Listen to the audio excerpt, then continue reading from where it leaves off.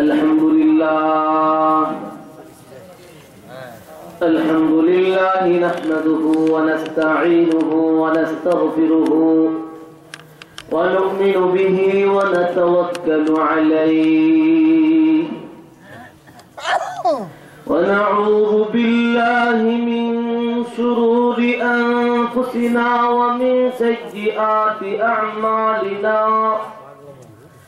ومن يهده الله فلا مضل له ومن يضلله فلا هادي له ونشهد أن لا إله إلا الله ونشهد أن سيدنا وسندنا وحبيب مولانا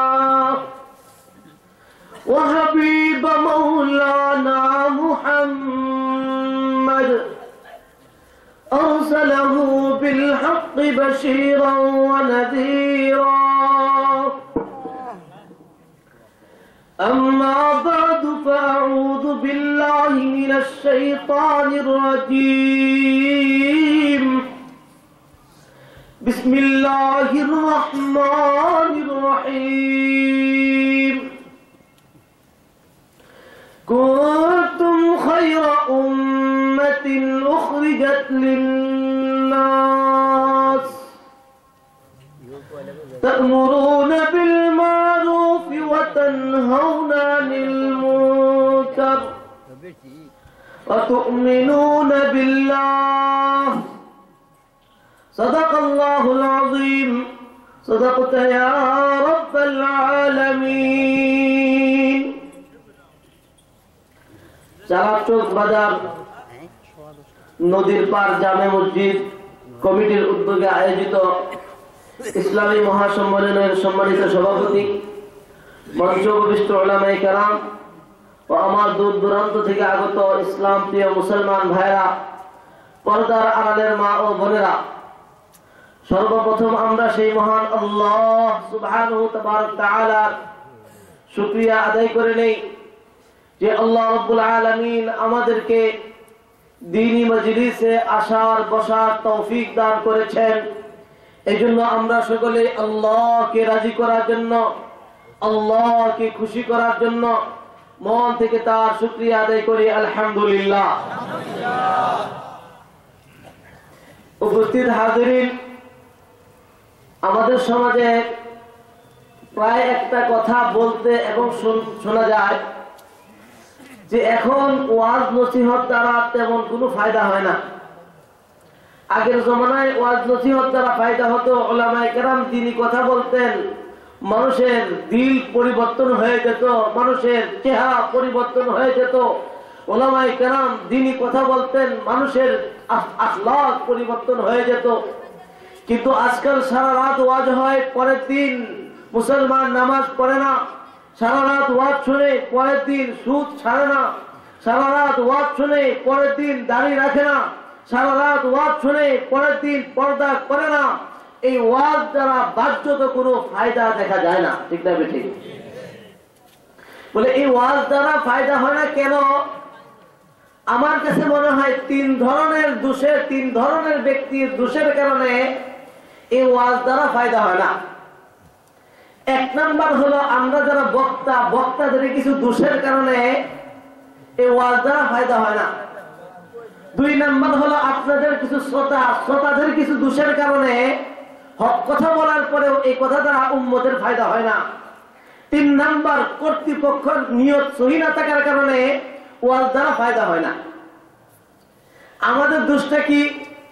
আমরা যারা ওয়াজ করতে আসি, আমাদের নিয়ত থাকে, বক্তাদের নিয়ত থাকে এমন একটা ওয়াজ দিব শ্রোতারা শুনে খুশি হয়ে যাবে, আগামী বছরের ডায়েরি বুকিং হয়ে যাবে, যাওয়ার সময় পকেটটাও গরম হয়ে যাবে।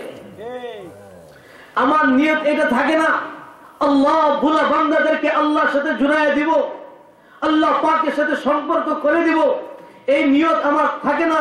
এই জন্য আমার কথা দ্বারা উম্মতের হেদায়েত হয় না। আপনাদের কিছু দোষ আছে, শ্রোতারা এই নিয়তে আসে, দেখি বক্তার ওয়াজটা কেমন, সুরটা কেমন, স্বরটা যদি ঠিক হয়, টানটা যদি সুন্দর হয় তাহলে তো ওয়াজ শুনবো, আর না হলে পিছনে দাঁড়িয়ে থাকে জুতার উপর বসে দেখি হুজুর ওয়াজটা কেমন হয়, এরপর না হলে দৌড় দিব। ঠিক না ঠিক? আমরা এই নিয়তে আসি না। দ্বীনি কথা বলা হবে, কুরআন হাদিসের কথা বলা হবে, আর তা শুনবো এবং আমল করব, আমলের নিয়তে আসি না। এই জন্য হক কথা বলার পরেও আমার এই হক কথা দ্বারা ফায়দা হয় না। ঠিক না ঠিক? 3 নম্বর কর্তৃপক্ষের দোষ। কর্তৃপক্ষের নিয়ত থেকে ওয়াজ দ্বারা কালেকশন কেমন হইল? মাহফিলও খুব সুন্দর হয়েছে, মানুষও সুন্দর হয়েছে, ওয়াজও সুন্দর হয়েছে। কর্তৃপক্ষকে যদি জিজ্ঞাসা করে হুজুর আপনাদের মাহফিলটা কেমন হয়েছে, সুবিধা হয় নাই, ওই কেন কালেকশন ভালো হয় নাই। ঠিক না ঠিক? আলহামদুলিল্লাহ আপনাদের এখানে নিয়ত নাই, অধিকাংশ থাকে। তা আমাদের এই নিয়ত বাদ দিয়ে সহি নিয়ত করতে রাজি আছি কিনা ইনশাআল্লাহ? এর আগে আরেকটা কথা বলে নেই, আমি কোনো বক্তা না, ওয়াজ নসিহত আমার পেশাও না, নেশাও না। আমি একজন দায়ী, দাওয়াতি কাজ আমার কাজ, আমার পেশা, আমার নেশা, আমার রক্তের সাথে সম্পর্ক। বিশেষ করে আমার অমুসলিম ভাইরা যারা চিরস্থায়ী জাহান্নামে যাবে, তাদেরকে জাহান্নামের পথ থেকে জান্নাতের পথ দেখানো এটা আমার কাজ। আমি মাদ্রাসায় পড়াই, এটা আমার কাজ। কিন্তু ওয়াজ করা, মাহফিল করা এটা আমার পেশা না, নেশাও না। আলহামদুলিল্লাহ। এই জন্য আমি ওয়াজ টাজ পারিও না, করিও না। মুরব্বীরা হুকুম করেছেন, ওনাদের হুকুম মানার জন্য আমি 2-4 কথা আমার একটা সবক শোনাবো। এই জন্য আপনারা শুনতে রাজি আছেন তো ইনশাআল্লাহ? তা আমি আগে যারা এই নিয়ত করছেন যে বক্তার ওয়াজ কেমন, শুই না পরে দৌড় দিব, তা আগে পরে দৌড় দেওয়া দরকার নাই, আপনারা এখনই দৌড় দিতে পারেন। যারা এই নিয়তে আসছেন যে বক্তার ওয়াজ শুরু হবে তারপরে যাবো, আমি আগে আমার ঘুমর বলে দিলাম, পারেন না জানিও না। এই জন্য ভাই যারা যাওয়ার এখনো যাইতে পারেন, কিন্তু আলোচনা শুরু হওয়ার পরে যাইতে পারবেন না। যদি যান তাহলে এটা হলো বাৎসরিক মাহফিল নয়, বাৎসরিক ক্লাস। বাৎসরিক ক্লাসের মধ্যে আগের জমানায় ক্লাস সিস্টেম হতো, দিনই কথা বলা হবে, শোনা হবে। তা যদি আমরা এখান থেকে যাইতে চাই, হয় ইস্তেঞ্জার জন্য যাবো, না জরুরতের জন্য যাব। যদি প্রসাব করতে যাই তাহলে 1 আঙ্গুল দেখাবো, যদি পায়খানা করতে যাই তাহলে 2 আঙ্গুল দেখাবো। আর যদি বক্তার ওয়াজ ভালো না লাগে, আগে বলছি চলে যেতে পারেন। এরপরে যদি ভালো না লাগে, সভাপতি বরাবর একটা দরখাস্ত দিব, উনি এই মাদ্রাসার আজকে প্রধান অতিথি, প্রধান মেহমান, প্রধান পরিচালক, উনি ওনার বরাবর দরখাস্ত দেবেন। উনি যদি কবুল করেন এরপরে যাবেন। তাহলে আমি 1 মিনিট সময় দিলাম, আধা মিনিট। যারা যাওয়ার নিয়ত করছেন এখনই চলে যান। আচ্ছা যাবেন না? আলহামদুলিল্লাহ। তাহলে আমি আমার সবক শোনাবো মাত্র। আমার সবক শোনাবো, আমি কোরআন কারীম থেকে একখানা আয়াত তেলাওয়াত করেছি। আমি আমার সবক শোনানোর পূর্বে আমি আপনাদেরকে 4টা প্রশ্ন করব। 4টা প্রশ্নের উত্তর শেষ হলে, সময় থাকলে আমি আমার আলোচনা করা শুরু করার চেষ্টা করবো ইনশাআল্লাহ। আমি কোরআন কারীম থেকে একটা আয়াত তেলাওয়াত করেছি। আল্লাহ সুবহানাহু ওয়া তাআলা আমাদেরকে দুনিয়াতে কেন পাঠাইলেন? আমরা মসজিদে এখানে আসছি, একটা কাজ নিয়ে আসছি, ওয়াজ শুনবো, এই নিয়তে আসছি, তাই না ভাই? তো আমরা দুনিয়াতে কেন আসলাম? আল্লাহ আমাদেরকে কেন পাঠাইলেন? এই উদ্দেশ্য নিয়ে আল্লাহ পাক আমাদেরকে বলেন, কুনতুম খায়রা উম্মাহ, কুনতুম খায়রা উম্মাতিন উখরিজাত লিন-নাস, তোমরা সর্বোত্তম জাতি, তোমাদেরকে বের করা হয়েছে লিন-নাস, মানুষের জন্য। এই মানুষদেরকে কি করবে? তা'মুরুনা বিল মা'রুফ, সৎ কাজের আদেশ করবে, অসৎ কাজ থেকে নিষেধ করবে। এটা হলো আমাদের কাজ। এই আয়াতের উপরে আলোচনা করা আমার সবক শোনার ইচ্ছা। এটা হলো আলোচনার বিষয়। আল্লাহ আমাদেরকে দুনিয়াতে কেন পাঠাইলেন, এটা হলো আমার আজকের সবক শোনানোর বিষয়। এই বিষয়ে সুযোগ থাকলে আলোচনা হবে ইনশাআল্লাহ। আর আলোচনার পূর্বে আমি আপনাদেরকে 4টা প্রশ্ন করব। প্রশ্নের উত্তর শেষ হবে, এরপর আলোচনা শুরু হবে। বলুন তো দেখি, কোন হিন্দু ভাই, তাদেরকে যদি জিজ্ঞাসা করা হয় আপনার স্রষ্টার নাম কি, তাহলে হিন্দু ভাইরা কি বলবেন? আমি মনে বুঝাতে পারি না, আপনাদের হিন্দু নাই নাকি? যদি হিন্দু ভাইদেরকে জিজ্ঞাসা করা হয় আপনার আপনার স্রষ্টার নাম কি, তাহলে তারা কি বলবে? ভগবান। খ্রিস্টানদেরকে জিজ্ঞাসা করলে তারা কি বলবে? গড বা ঈশ্বর। আমাদের মুসলমানদেরকে জিজ্ঞাসা করলে আমরা কি বলবো? আল্লাহ। তাহলে হিন্দু ভাইরা বলে ভগবান, খ্রিস্টানরা বলে গড, আর আমরা মুসলমানরা বলে কি? আসুন তাহলে আমরা কোরআনকে প্রশ্ন করি, কোরআন এই প্রশ্নের উত্তরে কি বলে। আমার আওয়াজ আমি আসার সময় দেখেছি অনেক হিন্দু ভাইদের দোকান, আমার আওয়াজ যদি হিন্দু ভাইদের দোকানের কাছে যায়, আপনাদের অনুরোধ করব এই কথাগুলি আপনারাও একটু শুনবেন। আপনাদেরকে লক্ষ্য করেও আমার কথাগুলি, আমি শুধু মুসলমানদেরকে লক্ষ্য করে কথা বলছি না, আমি হিন্দু ভাইদেরকেও লক্ষ্য করে কথা বলছি। আল্লাহ পাকের কোরআনকে যদি আমরা জিজ্ঞাসা করি, কোরআন তুমি বলো এই প্রশ্নের উত্তর কি, তাহলে কোরআন দ্ব্যর্থহীন ভাষায় বলে, ইয়া আইয়ুহান নাস ইয়া আইয়ুহান নাস উবুদু রাব্বাকুমুল্লাযী খালাকাকুম ওয়াল্লাযীনা মিন ক্বাবলিকুম লাআল্লাকুম তাত্তাকুন।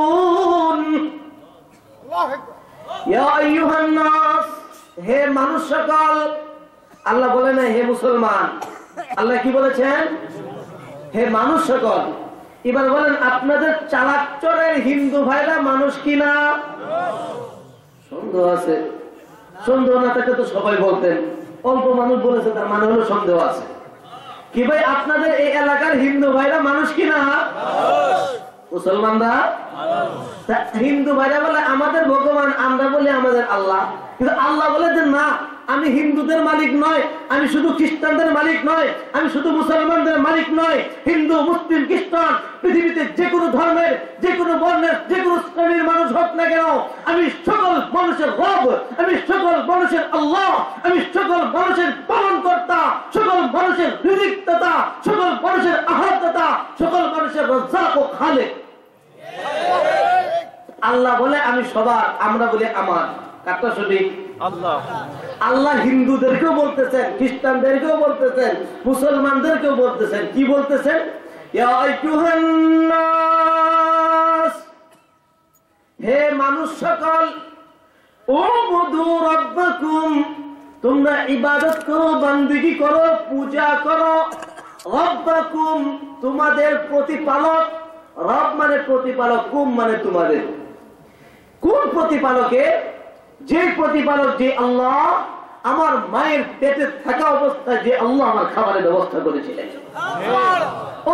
যখন নাকি আমি দুনিয়াতে আসলাম, আমার মুখের মধ্যে যে দুধ পড়বে সেটা যেন বেশি গরম না হয়ে যায়, আবার বেশি ঠান্ডাও না হয়ে যায়, এটা আল্লাহ পাক খুব ভালো করে জানেন। কোন প্রকারের দুধ হবে? আমার মায়ের স্তনে একদিন পূর্বে দুধ ছিল না, আমি দুনিয়াতে আসার পরে সঙ্গে সঙ্গে আবার আল্লাহ আমার মায়ের স্তনে দুধ দিয়ে দিলেন এবং খাবারের ব্যবস্থা করলেন। রাজ্জাককে আল্লাহ হিন্দু খ্রিস্টান সকলকে বলতেছে, আমি যেহেতু তোমাদের রব, তোমরা আমার ইবাদত করো। উবুদু রাব্বাকুম, কেন আল্লাহর ইবাদত করবে? এই জন্য আল্লাযী জাআলা লাকুমুল আরদা ফিরাশা, ওই আল্লাহ তোমাদের জন্য জমিনকে বিছানা স্বরূপ বানিয়েছেন। ওয়াস সামাআ বিনা, এবং যে আল্লাহ আকাশকে ছাদ স্বরূপ বানিয়েছেন।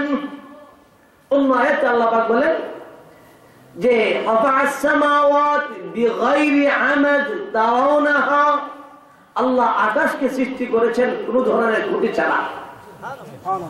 কি ভাই আকাশের মধ্যে খুঁটি আসেনি? আপনাদের মসজিদের শহরে মনে একটা আছে নাকি?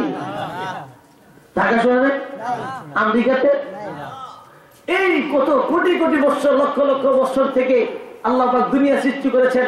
কোনদিন শুনেছেন আকাশ কত ঝুলে পড়ে গেছে, ভেঙে গেছে, ফাটল ধরেছে? আল্লাহ বলেন আল্লাযী জাআলা লাকুমুল আরদা ফিরাশা, ওই আল্লাহ যিনি জমিনকে বিছানা স্বরূপ বানিয়েছেন। ওয়াস সামাআ বিনা, আকাশকে ছাদ স্বরূপ বানিয়েছেন। আল্লাযী আনজালা মিনাস সামাই মা, ওই আল্লাহ আকাশ থেকে বৃষ্টি বর্ষণ করেন। ফাআখরাজা বিহি মিনাস সামারাতি রিজকান লাকুম, ওই আল্লাহ জমিন থেকে ফল ফুলুট গাছ তৈরি করেন, ওখানে ফল দান করেন। রিজকাল লাকুম, তোমাদের খাদ্যের জন্য। খাদ্যের ব্যবস্থা করেন কে? আপনার এলাকায় গাড়ি আছে? গাই কয় কেজি দুধ দেয়? 10, 5, 2, 1। 10, 5, 2, 1। মনে করেন গাইটা দোহন করবেন, ছেঁকবেন, পানাইবেন, যেটাই বলে আপনাদের এলাকায়। এখন বাছুর নিয়ে আসছেন, দোহন করবেন। দোহন করার পূর্বে একটা ছুরি দিয়ে ওই স্তনটাকে কাটবেন, মানে দোহন করলে 5 কেজি দুধ।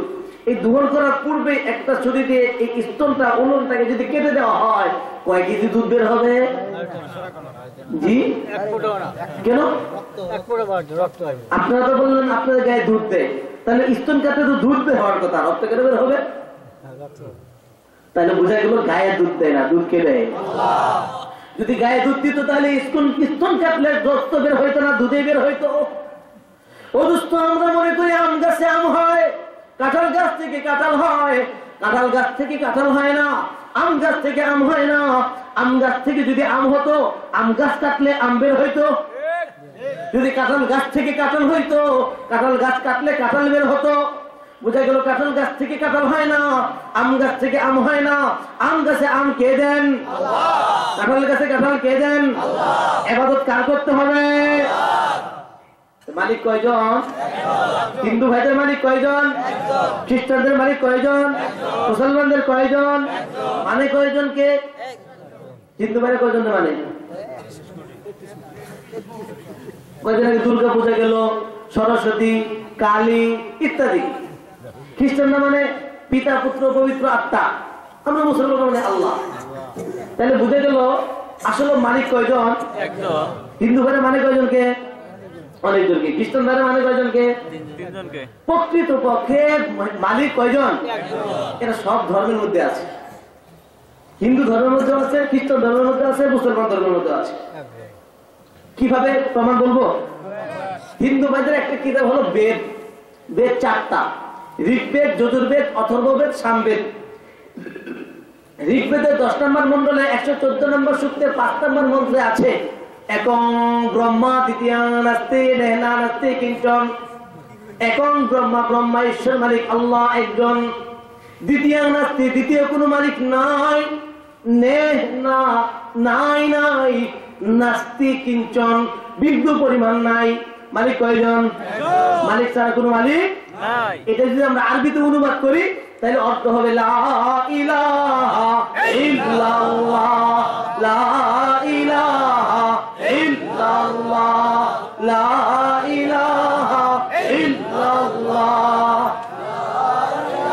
তাহলে মালিক কয়জন? ওই মালিকের নাম কি? আল্লাহ। এই মালিকের নাম ভগবান কি না ঈশ্বর? হিন্দু ভাইরা বলে ভগবান, খ্রিস্টানরা বলে ঈশ্বর। তো মালিকের নাম কি? আল্লাহ।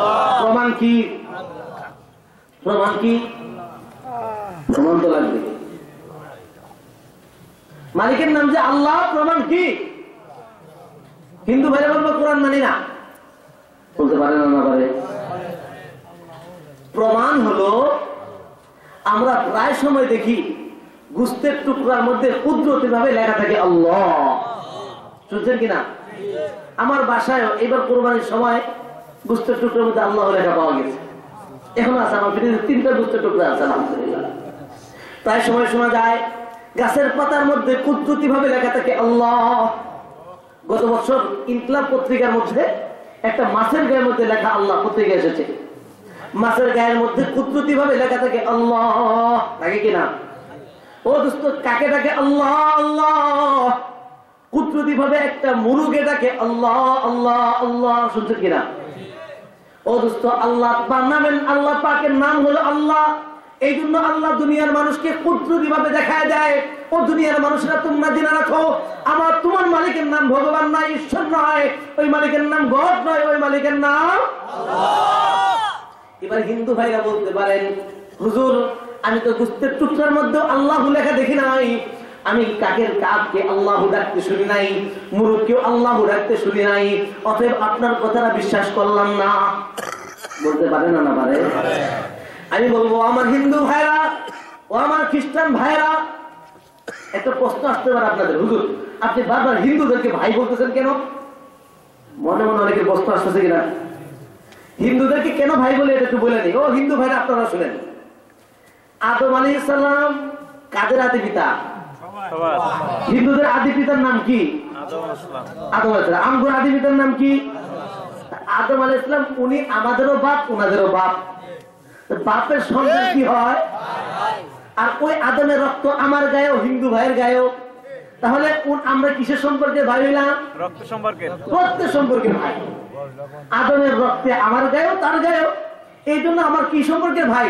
রক্তের সম্পর্কে। এই দেখেন আজকে আমরা ভেদাভেদ করি। ও হিন্দু ভাইরা ভালো করে শুনেন, এই হিন্দু, এই খ্রিস্টান, এই মুসলমান, এই ভেদাভেদ আমরা করি। আল্লাহ ভেদাভেদ করেন নাই। হিন্দুদের কপালে লেখা আছে হিন্দু, আমাদের মুসলমানদের কপালে লেখা আছে মুসলমান।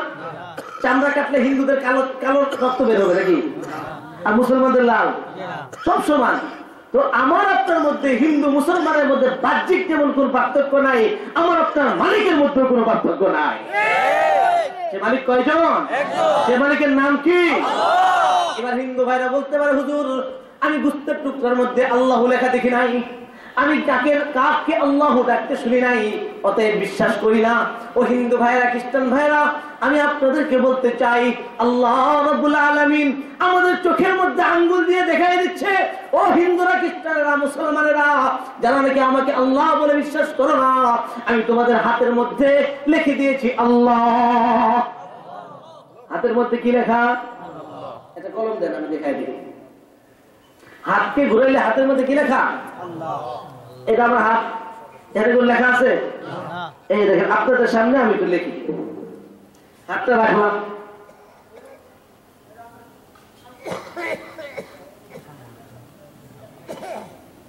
আপনি কলম লেখেন না।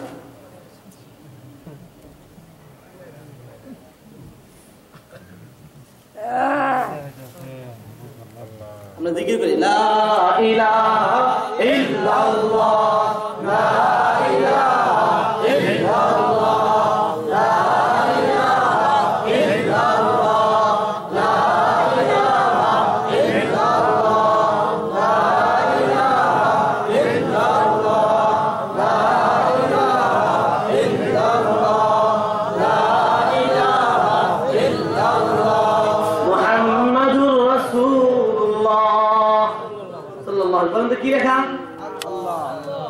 কি লেখা? কিসের মধ্যে লেখা? আমি আগে লেখা ছিল, আপনাদের সামনে হাত থেকে হাতের মধ্যে কি লেখা দেখা দিলাম। তাহলে বুঝে গেল আমরা কোনোদিন শুনি নাই হাতের মধ্যে লেখা আছে ভগবান। কোনোদিন শুনছেন গুস্তের টুকরোর মধ্যে লেখা আছে কুদরতি ভাবে ঈশ্বর, গড, ভগবান? কি লেখা আছে? এই জন্য মালিকের নাম যে আল্লাহ, উনি হাতের মধ্যে আল্লাহ বলেন, আরে তুমি যদি আমার কুদরতগুলি বিশ্বাস না করো, এই হাতকে কি অস্বীকার করতে পারবে? পাঁচ আঙ্গুলকে অস্বীকার করতে পারবে?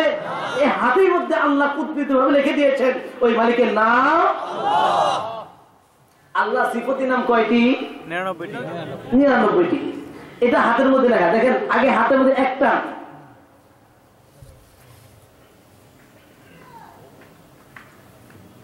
এই যে একটা টান আছে না, এটাকে আরবিতে বলে 1 1। আর এই টানটা যে, এটাকে আরবিতে বলে 8 8। এখন আপনার হাতের মধ্যে দেখেন এরকম এক টান আছে, ডান হাতের মধ্যে আগে আছে, এরপর হলো এরকম 8। তাহলে 1 আর 8, 1 10, 8 কত হয়? 18। আপনারা মিস করতেছেন, এই 10-এর নামটা বলতে পারেন আপনাদের লাগে মানুষ ভাই। 1 10, 8 কত হয়? 11। বুঝা গেছে? প্রাইমারি স্কুল আছে, হাই স্কুল নাই। এবার বাম হাতে দেখেন আগে 8 পরে 1, তাহলে 8 10 1 কত হয়? 81। এবার 18 আর 81 কে যোগ দেন, যোগফল কত হয়? 99। জি, আল্লাহ পাকের সিফতি নাম, গুণবাচক নাম কয়টি? 99টি। এটাও কিসের মধ্যে দেওয়া? হাতের মধ্যে। তাহলে বুঝা গেল মালিকের নাম আল্লাহ। মালিকের নাম কি? আল্লাহ। অতএব হিন্দু, মুসলিম, খ্রিস্টান সকলকে মানতে হবে কাকে? আল্লাহকে। আল্লাহ হিন্দু, মুসলিম, খ্রিস্টান সকলকে বলতেছেন, উবুদু রাব্বাকুম, তোমরা ইবাদত করো, বান্দিগি করো, পূজা করো কার? আল্লাহ। আল্লাহর সাথে শিরিক করা যাবে না, অংশীদার করা যাবে না। আল্লাহ এটা পছন্দ করেন না। এই অংশীদার চাই মুসলমান করুক, চাই হিন্দু করুক, চাই খ্রিস্টান করুক, আল্লাহ পাকের কাছে তো সবাই সমান। কারণ অংশীদারিত্ব আল্লাহর কাছে পছন্দনীয় না। আমরা দুনিয়ার মানুষের অংশীদারিত্ব, শিরিক পছন্দ করি না, করি? ও দোস্ত বুজুর্গ, সারাদিন কাজকাম করলাম, সারাদিন কাজকাম করে রাত্রে বেলায় আমার বাড়িতে আসলাম, আমার বাড়িতে আসার পরে আমার স্ত্রী যদি আমাকে বলে, ও আমার প্রাণের স্বামী, আমি তোমাকে খুবই ভালোবাসি, আই লাভ ইউ, বলে না বলে, কিন্তু তোমার দ্বারা তুমি তো আমার অনেক ভালো, কিন্তু তোমার দ্বারা আমার কাজ পরিপূর্ণ হয় না, এই জন্য আমি আজকে রাতটা অমুক যুবকের সাথে থাকতে চাই। কে ভাই, কোন স্বামী এটা মানবে? একটা উদাহরণ। আরেকটা হলো, আমি দাঁড়িয়ে আছি, আমার সন্তান আমাকে বাদ দিয়ে যদি আরেকজনকে আব্বু আব্বু বলে ডাকে, এটা আমার পছন্দ হবে? আপনাদের কারো পছন্দ হবে? ও দোস্ত বুজুর্গ, দুনিয়াতে আমি আপনি যদি শিরক পছন্দ না করি, যে আল্লাহ, যে রব, যে মালিক আমাকে আপনাকে সৃষ্টি করলেন, আমাকে আপনাকে খাবারের ব্যবস্থা করলেন, আবার ওই আল্লাহকে বাদ দিয়ে যদি আরেকজনকে আমি তার সমকক্ষ ভাবি, তার মতো মনে করি, তাহলে আমি আপনি যেমন দুনিয়াতে শিরক পছন্দ করি না, আমার আপনার মালিক, আমার আপনার মাওলা, আমার আপনার আল্লাহ, উনি শিরক পছন্দ করেন না। এই জন্য আল্লাহ পাক বলেন, ইন্নাশ শিরকা লাযুলমুন আযীম। শিরক হলো সবচেয়ে বড় অপরাধ, শিরক সবচেয়ে বড় অপরাধ। সব গুনাহ আল্লাহ মাফ করবেন, আর শিরক তওবা ছাড়া শিরকের গুনাহ মাফ হবে না, জাহান্নাম, চিরস্থায়ী জাহান্নাম। আরেকটা উদাহরণ বলি আপনাদেরকে। একই ধরনের দুইটা মেয়ে, একটা মেয়ের বিবাহ শাদী হলো, আরেকটা মেয়ের বিবাহ শাদী হয়নি। যেই মেয়েটার বিবাহ শাদী হলো, তার সে যখন বাপের বাড়িতে আসে, মানুষজন খোঁজখবর নেয়, আচ্ছা তোমার সব খোঁজখবর ভালো? তখন আমরা কি বলি? সে খবর নেই, হ্যাঁ ভালো। শ্বশুর আদর করে, জামাই আদর করে। তার আরেক বান্ধবী, তার বিবাহ শাদী হয় নাই, সে এক এক রাত্র এক এক যুবকের কাছে থাকে। বলেন, ওই লোকটাকে, ওই মেয়েটাকে মানুষ পছন্দ করে? তাকে কি বলে? বেশ্যা, পতিতা। কারণ কি? একজনকে বাদ দিয়ে 10 জনের কাছে যাওয়ার কারণে সে বেইজ্জতি, লাঞ্ছিত হয়ে যায়। ঠিক আল্লাহকে বাদ দিয়ে যদি আমি অন্য কারোর সামনে পূজা করি, অন্য কারোর সামনে মাথা নত করি, আমি আপনি আল্লাহ পাকের কাছে লাঞ্ছিত, অপমানিত হয়ে যাব। ও দুস্থ বুজুর্গ, আল্লাহ পাকের কাছে এই শিরক সবচেয়ে বড় অপরাধ। এই জন্য শিরক করা যাবে। ও আমার হিন্দু ভাইরা, আপনারা আমার ভাই, আমি আপনাদেরকে অনুরোধ করতেছি, আমি যা জানি এই কথাটা যদি আপনাদের কাছে না পৌঁছাই, কাল কিয়ামতের দিন আপনারা আমার বিরুদ্ধে নালিশ করবেন আল্লাহর কাছে। আল্লাহ, এই হুজুর এখানে এসে ওয়াজ করে গেছে মুসলমানদেরকে, উনি সত্য জিনিস জানতো কিন্তু আমাদেরকে বলে নাই। আপনারা যেন আমার বিরুদ্ধে আল্লাহর কাছে নালিশ না করতে পারেন, এই জন্য আমার দায়িত্ব হলো সত্য কথা আপনার কাছে বলে দেওয়া। এই জন্য বলে যাচ্ছি, আপনাকে শুনে নেন। মানা না মানা আপনার ইচ্ছা, ইখতিয়ার। আমার দায়িত্ব হলো আমার কি করে দেওয়া, পৌঁছায় দেওয়া। এই শিরক যে নিষেধ, এটা ইসলামে পাইলাম কিনা? হিন্দু ধর্মের কিন্তু শিরক নিষেধ আছে। হিন্দু ধর্ম শিরক করা কি? হিন্দু ভাইদের যজুর্বেদের মধ্যে আছে, 41 নম্বর পৃষ্ঠার মধ্যে আছে, অন্ধং তম প্রবিশন্তি দেহসংভূতি মুপাসতে তত ইউবয়তে তমজৌ সম্মুত্তরতা। অন্ধং তম প্রবিশন্তি, ওই ব্যক্তি অন্ধকার নরকের মধ্যে প্রবেশ করবে যে নাকি নিজের হাতের বানানো কোনো কিছুর পূজা করবে। হিন্দু ভাইদের বেদের তাদের মূল কিতাবের মধ্যে লেখা। আমি অনেক বড় বড় পণ্ডিতদেরকে জিজ্ঞাসা করছি, ভাই আপনাদের কিতাবের মধ্যে লেখা আছে পূজা শিরক করা যাবে না, আপনারা করেন কেন? তো অনেক বড় বড় পণ্ডিতরা বলেছেন যে হুজুর, এটা সবার জন্য না, আমরা যারা বড় পণ্ডিত বেশি হয়ে গেছি, আমরা আসলে এটা বোঝা করি না। তাহলে আপনারা করেন না, আরেক ভাই থেকে করতে বলেন কেন? এটা জুলুম হয়ে গেল। ও ভাই দুষ্ট বুজুর্গ, তাহলে শিরক নিষেধ কোরআনেও এবং হিন্দু ভাইদের ধর্মেও। এই কথাটা কি আপনাদের বুঝে আসছে? আল্লাহ কার? আল্লাহ কার? হিন্দুদের মালিকের নাম কি? খ্রিস্টানদের মালিকের নাম কি? মুসলমানদের মালিকের নাম কি? আল্লাহ। বলেন এখন আমাদেরকে কে দেখতেছেন? আমাদের কথা কে শুনতেছেন? এই জন্য এই কথাগুলি শুনবো কাকে রাজি করার জন্য, এই কথাগুলি বলবো কাকে রাজি করার জন্য। তাহলে আমার 4টা প্রশ্ন কিন্তু মনে আছে না আপনাদের? বয়ান কিন্তু শুরু হয় নাই। 4টা প্রশ্ন শেষ হবে, এরপর সময় থাকলে বয়ান শুরু হবে, ওয়াজ। তাহলে একটা প্রশ্ন গেল, আল্লাহ কার? সবার। এই কথাটা কি প্রমাণ সহকারে বুঝতে পেরেছেন আপনারা? আপনাদের মনে খারাপ লাগতেছে তাই না ভাই? শেষ করে দিব। 2 নম্বর প্রশ্ন, যদি আপনাদের হিন্দু ভাইদেরকে যদি জিজ্ঞাসা করা হয় এই এলাকার ভাই মুহাম্মদ সাল্লাল্লাহু আলাইহি ওয়াসাল্লাম কাদের নবী, তাহলে হিন্দু ভাইরা কি বলবে? মুসলমানদের নবী। আর আমাদেরকে জিজ্ঞাসা করলে আমরা কি বলবো? আমাদের নবী। সাধারণ মুসলমানদেরকে যদি কেউ আপনারই বলেন আসলে মুহাম্মদ সাল্লাল্লাহু আলাইহি ওয়াসাল্লাম কাদের নবী? জোরে বলেন না। আমাদের। আপনারা বললেন আমাদের, হিন্দুরা বলে কাদের? মুসলমানদের। চলুন আমরা কোরআনকে জিজ্ঞাসা করি কোরআন কি বলে। কোরআনকে জিজ্ঞাসা করা যায় কিনা? ও দোস্ত বুজুর্গ, আমরা যদি কোরআনকে প্রশ্ন করি, ও কোরআন তুমি বলো এই প্রশ্নের উত্তর কি, তাহলে কোরআন দ্ব্যর্থহীন ভাষায় বলে কুল ইয়া আইয়ুহান নাস ইন্নী রাসূলুল্লাহি ইলাইকুম জামিআ। হে রাসূল সাল্লাল্লাহু আলাইহি ওয়াসাল্লাম, আপনি মানুষদেরকে বলে দিন। কাদেরকে? হিন্দুরা তো মানুষ না, সন্দেহ আছে? আল্লাহ রাসূলকে বলতেছেন আপনি মানুষদেরকে বলে দিন, তার মানে হিন্দু ভাইদেরকেও কুল ইয়া আইয়ুহান নাস, আপনি মানুষদেরকে বলেন হে মানুষ সকল, হে হিন্দুরা, খ্রিস্টানেরা, বৌদ্ধরা, মুসলমানেরা, উপজাতিরা, ইন্নী, নিশ্চয়ই আমি রাসূলুল্লাহ, আল্লাহর পক্ষ থেকে রাসূল, ইলাইকুম, ইলা মানে দিকে, কুম মানে তোমাদের, তোমাদের কাছে, জামিআ, কিয়ামত পর্যন্ত যত মানুষ আসবে আমি সকল মানুষের জন্য নবী।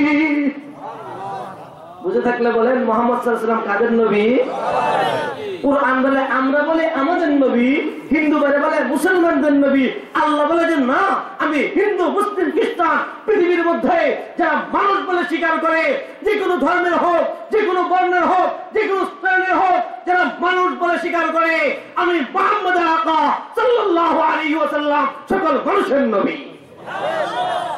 তাহলে বলেন মুহাম্মদ সাল্লাল্লাহু আলাইহি ওয়াসাল্লাম কাদের নবী? হিন্দুদের নবীর নাম কি? কোরআন বলে। সন্দেহ আছে? কোরআনের প্রতি সন্দেহ আছে? সন্দেহ থাকলে ঈমান থাকবে? তাহলে কোরআন বলতেছে মুহাম্মদ সাল্লাল্লাহু আলাইহি ওয়াসাল্লাম কাদের নবী? তাহলে হিন্দুদের নবী কে? খ্রিস্টানদের নবী কে? বৌদ্ধদের নবী কে? মুহাম্মদ সাল্লাল্লাহু আলাইহি ওয়াসাল্লাম। এবার প্রমাণ কি? হিন্দু ভাইরা বলতে পারে হুজুর এটা তো কোরআনের কথা বললেন, আমরা কোরআন বিশ্বাস করি না। বলতে পারে না? না পারে? আমরা বলবো আমাদের কোরআন যদি আপনি নাও মানেন, হিন্দু ধর্মীয় গ্রন্থ মানেন কিনা, কিংবা আমার হিন্দু ভাইরা মানবে কিনা? আমি তাহলে হিন্দু ধর্মের গ্রন্থ দিয়ে একটু বলবো। হিন্দু ভাইদের একটা কিতাবের নাম হলো পুরাণ। পুরাণ 18টা, এর মধ্যে একটা পুরাণের নাম হলো কল্কি পুরাণ। কল্কি পুরাণের 2 নম্বর অনুচ্ছেদের 5 নম্বর অধ্যায়ের মধ্যে, 6 নম্বর অধ্যায়ের মধ্যে, 8 নম্বর এবং 2 নম্বর অধ্যায়ের মধ্যে আছে এই অন্তিম অবতারের কথা। হিন্দু ভাইরা বিশ্বাস করে যুগ 4টা, সত্য, ত্রেতা, দাপর, কলি। এখন যদি হিন্দু ভাইদেরকে জিজ্ঞাসা করেন ভাই এখন কোন যুগ চলতেছে, তাহলে হিন্দু ভাইরা কি বলবে? জি কলির যুগ চলতেছে। এই হিন্দু ভাইদের কিতাবের মধ্যে আছে বিভিন্ন যুগে বিভিন্ন অবতার এসেছেন, আর এখন এই কলি যুগেও একজন অবতার আসবেন। এই কলি যুগে যে অবতার আসবেন এই অবতারের নাম হবে নরাশংস। এই কথাটা বেদের মধ্যে প্রায় 36 জায়গার মধ্যে আছে, এবং শ্রীমদ ভগবত মহাপুরাণের দ্বাদশ স্কন্ধ অর্থাৎ দ্বাদশ স্কন্ধের 43 নম্বর অধ্যায়ের মধ্যে এই কথাটা আছে। অন্তিম অবতার, অন্তিম মানে শেষ, অবতার মানে রসুল। এটা সংস্কৃত ভাষা, আমি অনুবাদ করলাম আরবি দিয়ে। অন্তিম মানে কি? শেষ। অবতার যাকে অবতৃত করা হয়, পাঠানো হয়, এই পাঠানো আরবি হলো রসুল, অর্থাৎ শেষ রসুল। শেষ রসুল কে? হিন্দু ভাইদের কিতাবের মধ্যে আছে অন্তিম অবতার যিনি হবেন তার নাম হবে নরাশংস। কি সংস? তাদের কিতাবের মধ্যে আছে ওই অন্তিম অবতারের পিতার নাম হবে বিষ্ণুযশা, মায়ের নাম হবে সুমতি, তার জন্মস্থান হবে সম্বল, তার জন্ম তারিখ হবে মাদক মাসে শুক্ল পক্ষের 12 তারিখ। এই প্রত্যেকটার মন্ত্র আছে, আমার মুখস্থ আছে, কিন্তু সময় নেই মন্ত্রগুলি বললাম না। মূল বিষয়টা অর্থটা আমি আপনাদেরকে বলে দিই। এই নরাশংস এটা হলো সংস্কৃত ভাষা, যার বাংলা অর্থ হয় প্রশংসিত ব্যক্তি, যার আরবি অর্থ হয় মুহাম্মদ বলেন সাল্লাল্লাহু আলাইহি ওয়াসাল্লাম। ও আমার বন্ধুরা, আমার আপনার নবী বিশ্ব নবী আতাইনামদার তাজদারে মদিনা আহমদ মুজতবা ওই সাল্লাল্লাহু আলাইহি ওয়াসাল্লাম নবীর নাম কি ছিল বলেন না? হিন্দু ভাইদের কিতাবের মধ্যে আছে অন্তিম অবতারের পিতার নাম হবে বিষ্ণু যশা। বিষ্ণু অর্থ হলো মালিক, যশা বিষ্ণু যশা, তার যশা অর্থ বান্দা, মালিকের দাস, বান্দা হলো দাস। এটা যদি আরবিতে অর্থ করি তাহলে আব্দুল্লাহ, আরবিতে অর্থ কি হয়? আর মুহাম্মদ সাল্লাল্লাহু আলাইহি ওয়াসাল্লামের পিতার নাম কি ছিল? হিন্দু ভাইদের কিতাবের মধ্যে আছে অন্তিম অবতারের মাতার নাম হবে সুমতি। কিমতি? সুমতি। দেখি খারাপ লাগতেছে, তাহলে একটু কথা বলিয়েন। অন্তিম অবতারের মায়ের নাম কি হবে? সুমতি, যার বাংলা অর্থ হয় নিরাপদ শান্তি, যার আরবি অর্থ হয় আমেনা। মুহাম্মদ সাল্লাল্লাহু আলাইহি ওয়াসাল্লামের মাতার নাম কি ছিল? হিন্দু ভাইদের কিতাবের মধ্যে আছে অন্তিম অবতারের জন্মস্থান হবে সম্বল।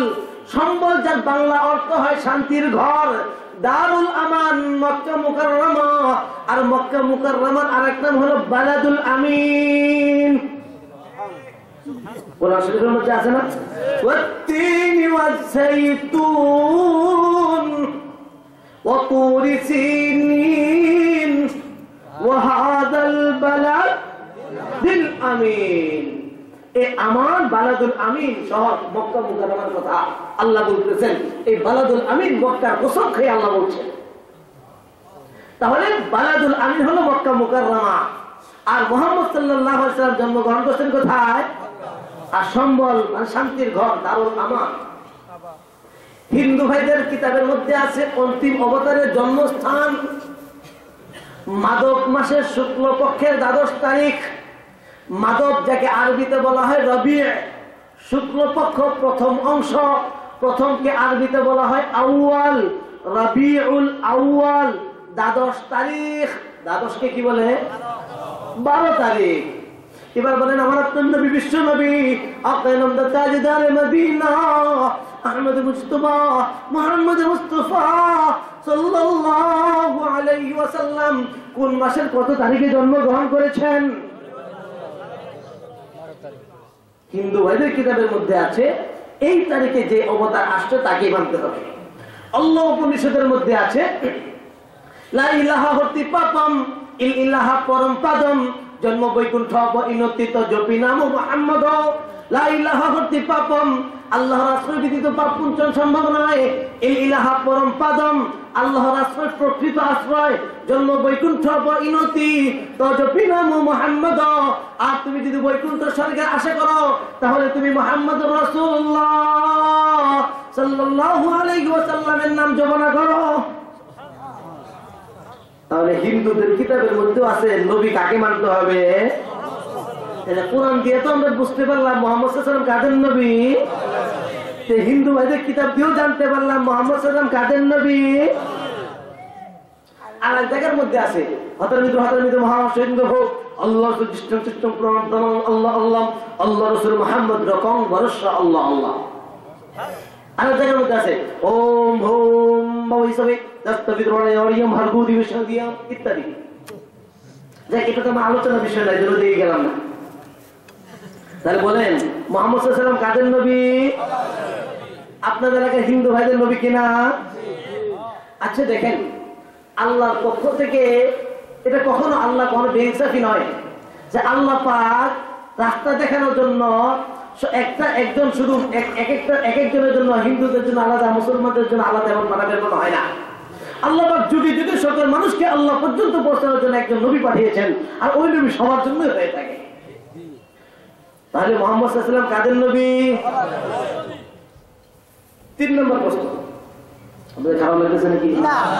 খালি জায়গায় কোরআন দিয়ে বসেন, জিকির করে খালি জায়গায় কোরআন করি লা ইলাহা ইল্লাল্লাহ। বসে বসে দাঁড়ায় না, বসে বসে খালি সামনে আগে দেখ লা ইলাহা ইল্লাল্লাহ লা ইলাহা ইল্লাল্লাহ বলি লা ইলাহা ইল্লাল্লাহ লা ইলাহা ইল্লাল্লাহু মুহাম্মাদুর রাসূলুল্লাহ সাল্লাল্লাহু আলাইহি ওয়াসাল্লাম। 3 নম্বর প্রশ্ন, ভাই আমার আলোচনা কিন্তু শুরু হয়নি, মনে আছে নি? 3 নম্বর প্রশ্ন হলো, হিন্দু ভাইদেরকে যদি জিজ্ঞাসা করা হয় কুরআন শরীফ কাদের ধর্মীয় কিতাব, তাহলে হিন্দু ভাইরা কি বলবেন? আর আমাদের মুসলমানদেরকে জিজ্ঞাসা করলে আমরা কি বলবো? তাইলে মুসলমানরা বলে আমাদের, হিন্দুরা বলে মুসলমানদের। আসুন কোরআনকে জিজ্ঞাসা করি কোরআন কি বলে। কোরআনকে জিজ্ঞাসা করি কোরআন কি বলে।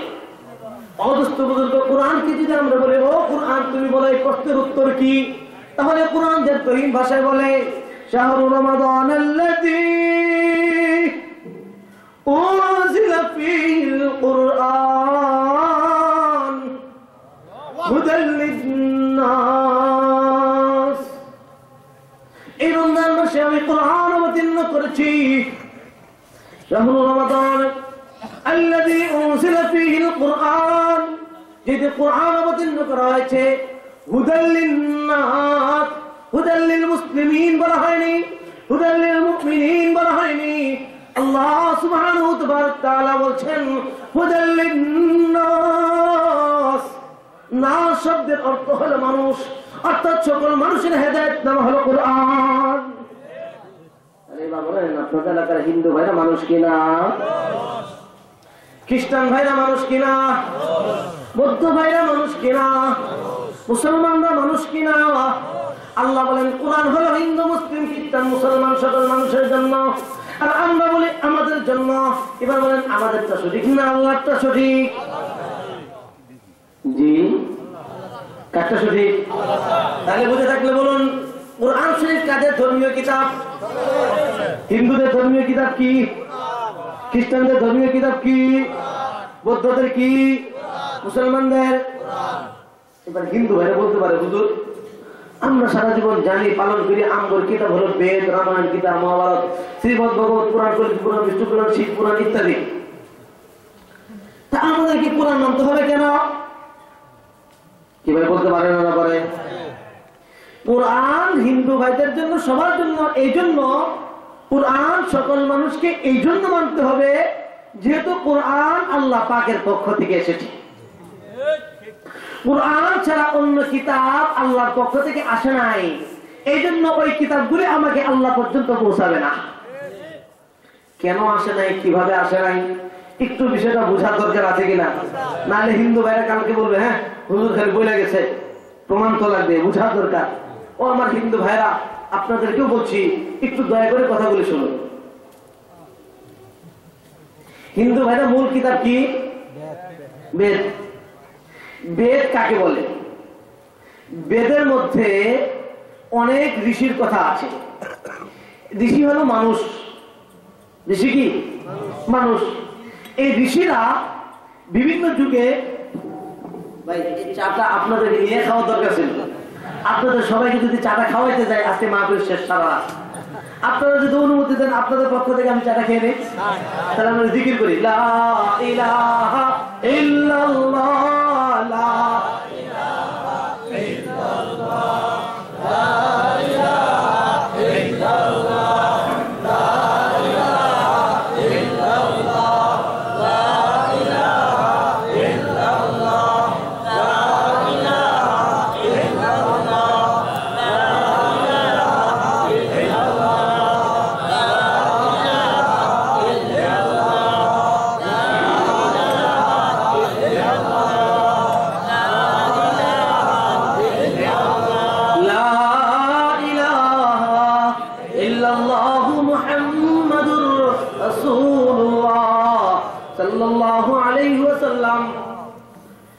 প্রশ্ন চলতেছে 3 নম্বর। 4টা প্রশ্নের পরে কিন্তু বয়ান শুরু হবে, মনে রাখেন। 11টা বেজে গেছে, 11:30 পরে বয়ান করার ইচ্ছাও নাই, ইনশাআল্লাহ করার চেষ্টা করবো না। আধা ঘন্টা কষ্ট দেবো আপনাদেরকে।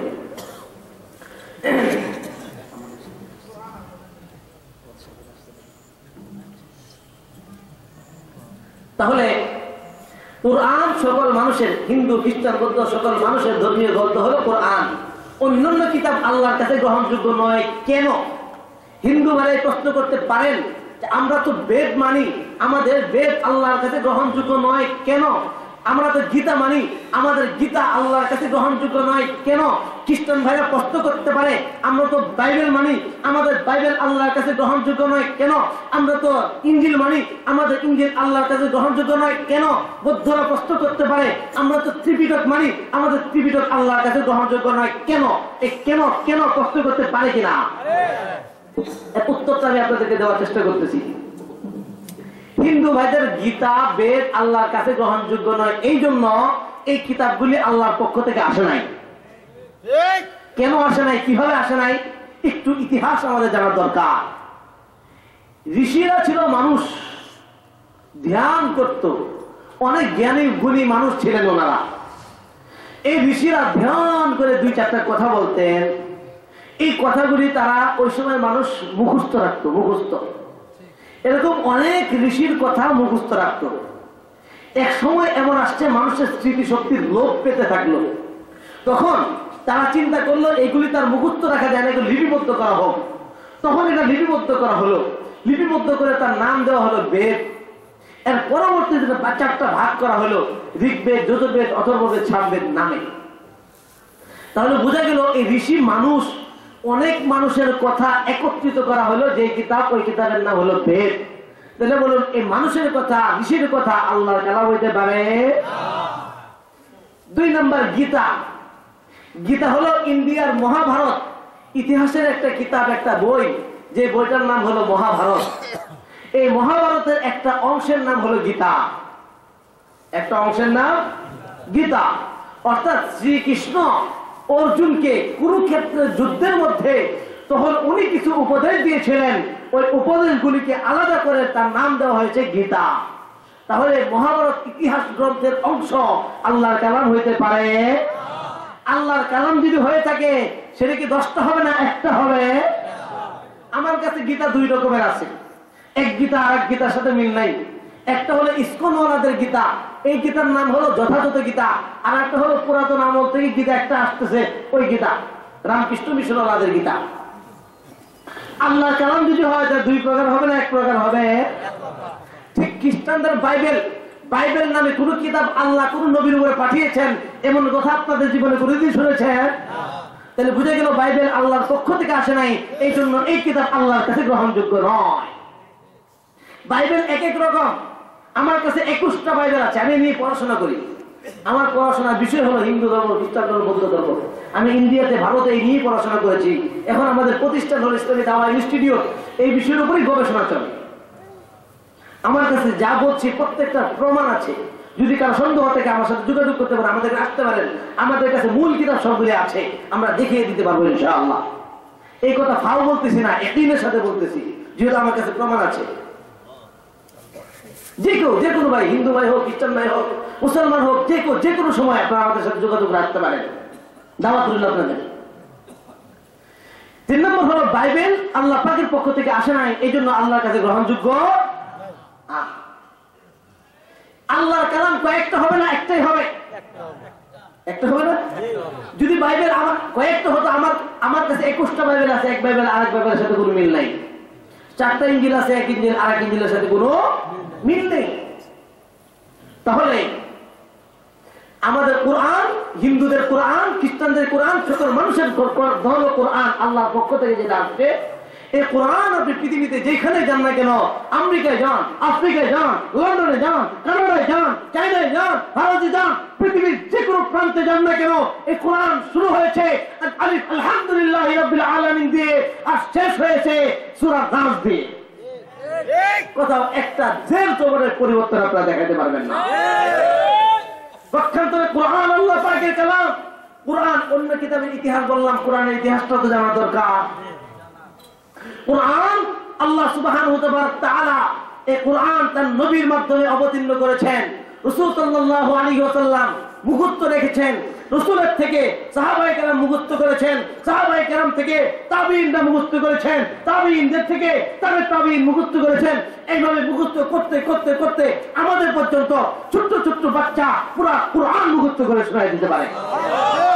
সারা পৃথিবীর কোরআন যদি পুড়িয়ে দেওয়া হয়, সারা পৃথিবীর কোরআন যদি জ্বালিয়ে দেওয়া হয়, মুসলমানদের কোনো ভয় নেই। আর হাজারো কোরআন, নির্ভেজাল কোরআন, একটা রক্তের পরিবর্তন হবে না, সঙ্গে সঙ্গে লিখে দিতে পারবে।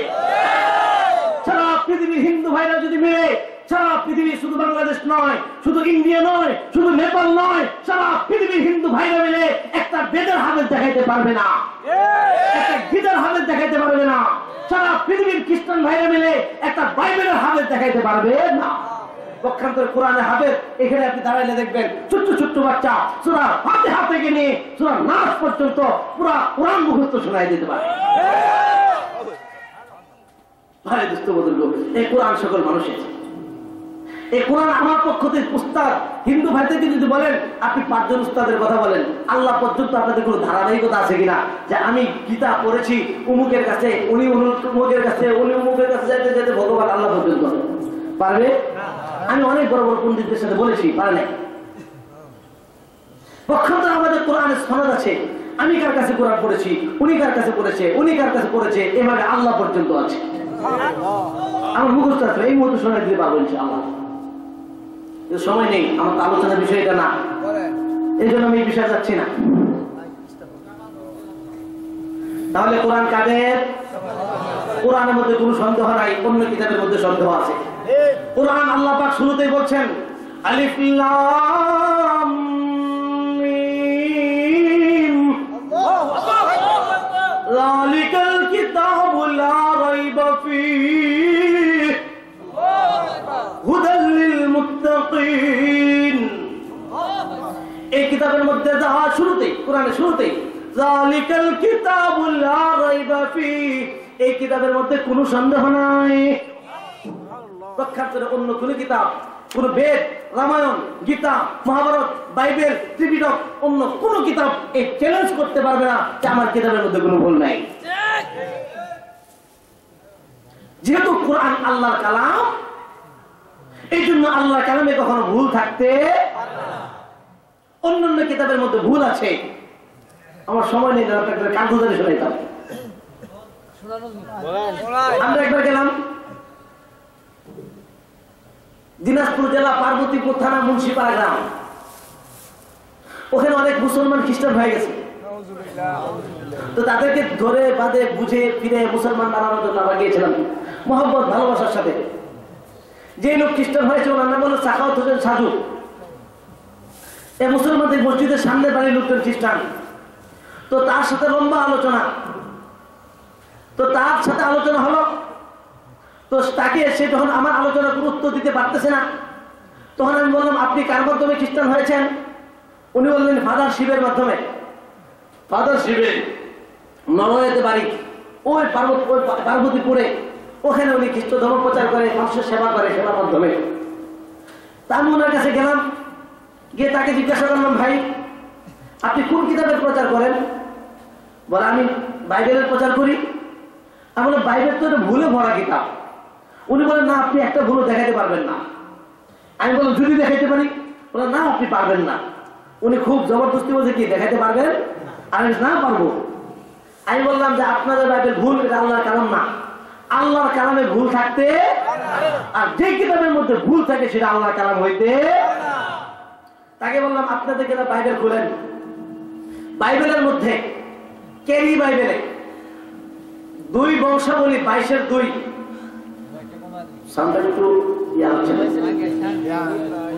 2 বংশাবলী 22-2 ওইখানে আছে অহসীয় রাজার ঘটনা। অহসীয় রাজা, তার পিতার নাম হলো জেহুরাম। এই জেহুরাম 32 বছর বয়সে জেরুজালেমের রাজত্ব ভার গ্রহণ করে। কত বছর বয়সে? 8 বছর রাজত্ব করে। 32 আর 8 কত হলো? এরপর উনি মারা যায়। উনি মারা যাওয়ার পরে উনার স্থানে উনার সবার ছোট ছেলে অহসীয় ওই বছরে রাজত্ব ভার গ্রহণ করে। আর অহসীয় যখন রাজত্ব ভার গ্রহণ করে তখন তার বয়স হয় 42 বছর। কত বছর? বাপ মারা গেলে কত বছর বয়সে? কই বছর? ছেলের বয়স কত? বুঝে থাকলে বলুন, তাহলে বাপের থেকে ছেলে কয় বছরে বড় হলো? বাপ ছেলের থেকে কয় বছরে ছোট হলো? এরকম গাঁজাখুরি কথা আল্লাহর কালাম হইতে পারে? তো ওই ফাদারকে বললাম, ফাদার সাহেব কিবার বলেন, এর উত্তর কি? তার মানে কোনো উত্তর নেই। তো তাকে বললাম, আচ্ছা আপনি যে এই ইঞ্জিল মানেন, এই ইঞ্জিল তো আমাদের জন্য না, এই বাইবেল তো আমাদের জন্য না। বাইবেলের মথির 15-24 ওইখানে আছে, যিশু বলেন আমাকে কেবল বনি ইসরায়েলের হারানো ভেড়াদের কাছে পাঠানো হয়েছে। মথির 10-5 ওইখানে যিশু বলেন তোমরা অইহুদি কারোর কাছে যাও না, শুধু বনি ইসরায়েলদের কাছে যাও। বাইবেল দ্বারা প্রমাণিত হলো ঈসা আলাইহিস সালাম শুধু বনি ইসরায়েলের নবী। কুরআনও এই কথা বলে, ওয়াইদ ক্বালা ঈসা ইবনে মারইয়াম ইয়া বনি ইসরাঈল ইন্নী রাসূলুল্লাহ ইলাইকুম, হে বনি ইসরাঈল আমি শুধু তোমাদের নবী। তাহলে ঈসা আলাইহিস সালাম কাদের নবী? আমরা বাংলাদেশের মানুষ কি বনি ইসরায়েলের মানুষ? হিন্দুরা বনি ইসরায়েলের মানুষ? মুসলমানরা বনি ইসরায়েলের মানুষ? আমি তাকে বললাম আমরা তো বাংলাদেশের মানুষ, আমরা থেকে বনি ইসরায়েলের মানুষ না। আমরা বনি ইসরায়েলের এই ধর্ম মানতে হয়, চাইতে হবে ফিলিস্তিন আর ইসরায়েল। এই কিতাব আপনাকে এই দেশে থাকার অধিকার দেয় না। এরপরে বললাম আচ্ছা আপনি ঈসা মসিহকে বিশ্বাস করেন? হ্যাঁ তা তো বিশ্বাস করি। বললাম তার একটা পরীক্ষা দেখান আপনার কিতাব বাইবেল দিয়ে। বাইবেলের মার্কে 16-17 ওইখানে আছে, যিশু বলেন আমার প্রতি যদি কারো বিশ্বাস থাকে তাহলে তার মধ্যে চিহ্নগুলি দেখা যাবে। নাম্বার 1 তারা মন্দ আত্মা ছড়াবে। নাম্বার 2 তারা নতুন নতুন ভাষায় কথা বলবে। নাম্বার 3 তারা হাতে করে ছাপ তুলে ধরবে। নাম্বার 4 তারা ভীষণ বিষাক্ত কিছু খাবে, কোনো ক্ষতি হবে না। নাম্বার 5 রোগীর গায়ে হাত দিলে রোগী ভালো হয়ে যাবে।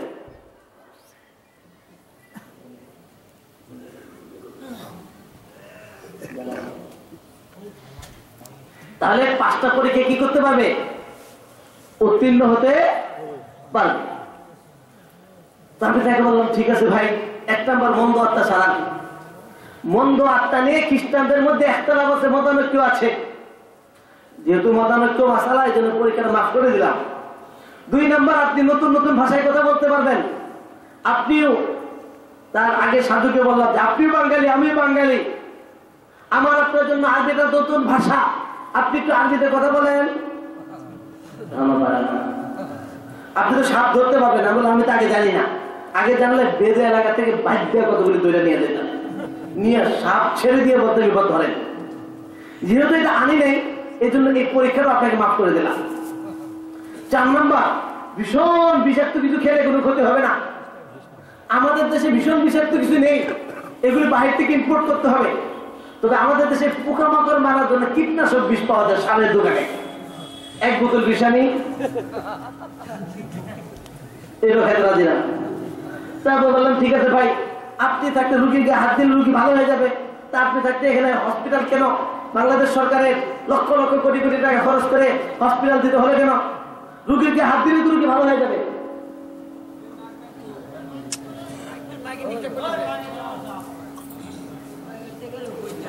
তো তারা কি বললো? আমি তাকে বললাম ঠিক আছে, তাহলে রুগীর গায়ে হাত দিলে রুগী ভালো হয়ে যাবে, চলেন হাসপাতালে যাই, আর আপনি রুগীর গায়ে হাত দিবেন, সব রুগীগুলিকে রিলিজ করে দিই। এখন বলে কি হুজুর আমার ইমানটা পরিপূর্ণ হয় না। আমি বললাম আপনার ইমান যদি পরিপূর্ণ না হয়, অসম্পূর্ণ ইমান আছে কিনা? তা তো অবশ্যই আছে। বললাম যদি অসম্পূর্ণ ইমান থাকে তাহলে আপনাকে আরেকটা পরীক্ষা দিতে হবে। বাইবেলের মথির 17 নম্বর অধ্যায়ে 20 নম্বর পদের মধ্যে আছে, আমার প্রতি যদি কারো সরিষা দানা পরিমাণ বিশ্বাস থাকে তাহলে পাহাড়কে বলবে এখান থেকে সরে ওখানে সরে যাও, সঙ্গে সঙ্গে সরে যাবে। তাহলে কি সরাইতে পারবে? তাই কি সরাইতে পারবে? পাহাড় সরাইতে পারবে। আমি বলে পাহাড় লাগবে না, ওই যে একটা গাছ আছে গাছটাকে একটু সরা। বলে মোবাইলটা রেখে হলো মোবাইলটাকে সরা। তার মানে হলো আপনার পরিপূর্ণ ইমান নাই, এই সরিষা দানা পরিমাণ ইমানও আপনার, এই ইমান আপনাকে মুক্তি দিবে না। আমি তাকে বললাম ভাই আপনি তো অনেক দূর থেকে এসেছেন, আপনি বিদেশি মানুষ, আমাদের পক্ষ থেকে মেহমান, আপনি আমাদের দেশের মেহমান, অতএব মেহমানের তো কিছু মেহমানদারি করা দরকার। আর আপনার জন্য আমার পক্ষ থেকে একটা মেহমানদারি গিফট নিয়ে আসছে। গিফট বলে কি গিফট? আমার পক্ষ থেকে গিফটটা হলো সেটা হলো ইসলাম। আল্লাহ পাক বলেন ইন্নাদ-দীনা ইনদাল্লাহিল ইসলাম ওয়া মান ইয়াবতাগি গায়রাল ইসলামি দীনান ফালান ইউকবালা মিন। আমার ইন্নাল্লাহিল ইসলাম, আল্লাহ পাকের নিকটে একমাত্র মনোনীত ধর্ম হলো ইসলাম। ওয়া ইয়াবতাগি গায়রাল ইসলামি দীনান ফালা ইউকবাল মিনহু, ইসলাম ছাড়া আর কোন ধর্ম আল্লাহ পাকের কাছে গ্রহণযোগ্য নয়। আমি বললাম ভাই আপনি খ্রিস্টান, আপনার এই ধর্মটা আল্লাহর কাছে গ্রহণযোগ্য নয়। আপনাকে আখিরাতের মুক্তি পেতে হলে, পরকালের মুক্তি পেতে হলে আপনাকে আল্লাহর কাছে আত্মসমর্পণ করতে হবে। তাকে ইসলামের দাওয়াত দিয়ে দিলাম। দেখ এটা মাস্টার একটা কাজ করে শুনাইলাম যে অন্য কিতাবের মধ্যে কি আছে, ভুল আছে, আর কোরআনের মধ্যে কি নাই, কোনো ভুল নাই। তাহলে কোরআনটা কাদের? আচ্ছা বলেন তো আসমান কাদের? আসমান সূর্যের কিরণ, এটা কি মুসলমানদের জন্য আলাদা, হিন্দুদের জন্য আলাদা, এরকম কিছু আছে? ভাত ধান এটা হিন্দুদের জন্য আল্লাহ আলাদা হিন্দুদের জন্য করেছেন, আর খ্রিস্টানদের জন্য আলাদা ধান দিয়েছেন, এরকম কিছু? সব কিছু কার জন্য সমান? ভাই পানি সবার জন্য সমান, সূর্য সবার জন্য সমান, গাছপালা সবার জন্য সমান, শস্য সমান, সবকিছু সবার জন্য সমান। কিন্তু আল্লাহ যদি সবকিছু সবার জন্য সমান করতে পারে, কিন্তু আল্লাহ বিধান, আল্লাহর পক্ষ থেকে বিধান, আল্লাহর পক্ষ থেকে কিতাব এক একজনের জন্য এক একটা দিবে, এটা হইতে আল্লাহর পক্ষ থেকে বিধান যেটা আসবে এটাও সবার জন্য সমান হবে। যেহেতু কোরআন আল্লাহর পক্ষ থেকে আসছে, এটাও হিন্দু মুসলিম সবার জন্য। এই জন্য আমি হিন্দু ভাইদেরকে বলবো, ভাই আপনারা কোরআন পড়েন, এটা আপনাদের কিতাব। আমরা অপরাধী, আমরা অপরাধী, আপনাদের কাছে এই সত্য জিনিস আপনার কাছে পৌঁছায় নেই।